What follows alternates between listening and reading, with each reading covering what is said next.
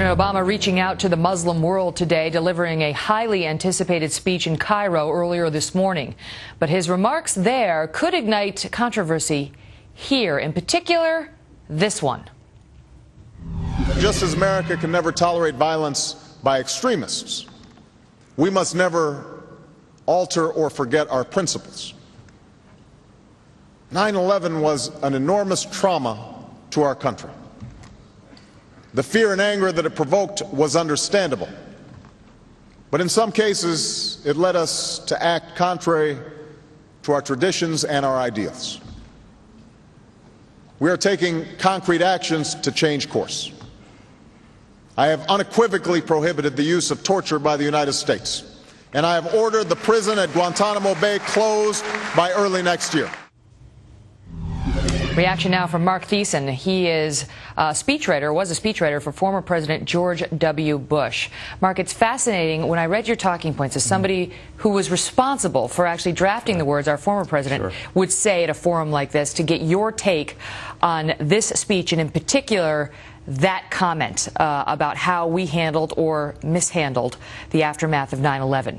Your thoughts? Well, I'll tell you one thing. President Bush would have never criticized our military or our intelligence community on foreign soil. I mean, the fact that he said that 9/11, we compromised our principles. He basically threw our military and our intelligence community under the bus in front of a Muslim audience. He said that our intelligence community on foreign soil said that our intelligence community tortured, which validates years and years of al-Qaeda propaganda in the Middle East. And he mentioned that we're closing Gitmo without any defense of the men and women who ran that facility and turned it into what Eric Holder himself admits is a model prison. So I think he owed it to the men and women of our military and our intelligence community to defend them, not to throw them under the bus in front of a Muslim audience. But, you know, some would say that some believe that we did torture. I know there's a big debate, but some believe we did torture, and President Obama seems to be one of them.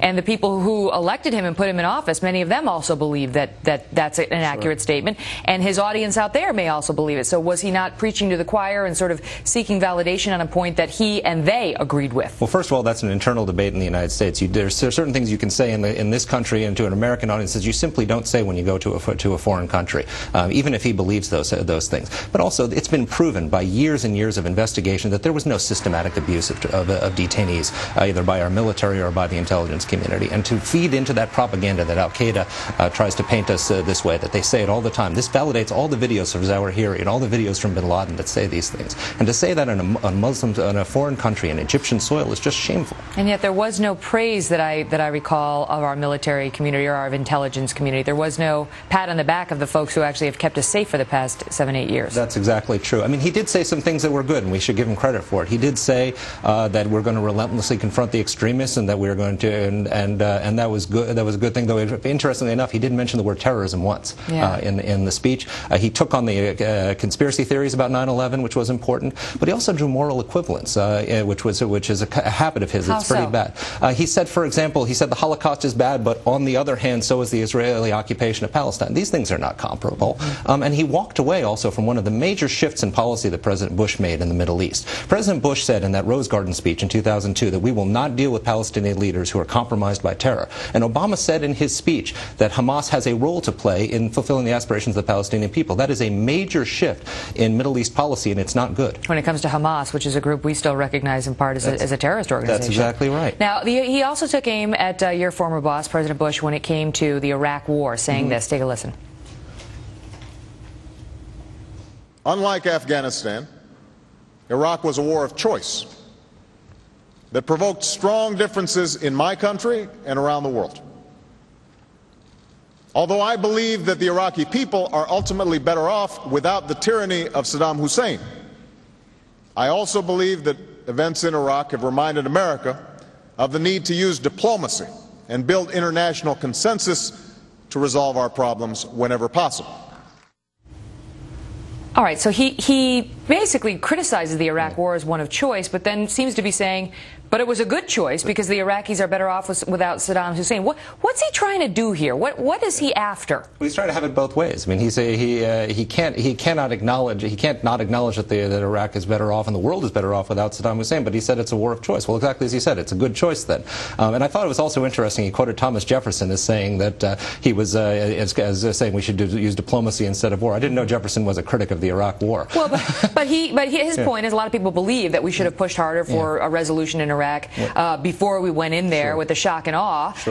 We had somebody earlier who was saying we did try diplomacy with Saddam Hussein. That's not a man who could have been reasoned with. That's exactly right. And again, this goes back to the point about the military we were talking about earlier. The American military, from Iraq to Afghanistan to Kosovo to Bosnia to the first Gulf War liberating Kuwait, has done more to liberate Muslims and free them from terror and oppression than any force in the history of the world. And again, he didn't give them any credit for that. It's always the military is sort of always pushed under, and the policy of the past are criticized, and he's the great. But was this the forum for that, Mark? I mean, do these Muslims who he's talking to and the ones he's really trying to get to, who are borderline extremists, you can't get to the extremists, maybe the borderline.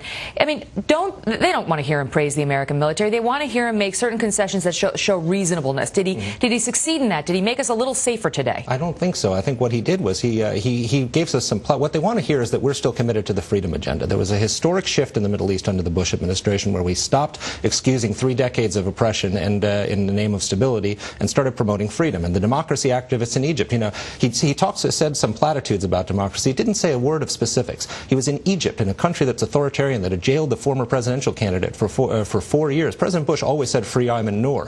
Ayman Noor now is released, but he's not allowed to run for office, not allowed to do national television. Why didn't he speak out for democracy in Egypt? He didn't say a word about democracy in Afghanistan, not a word about democracy in Iraq.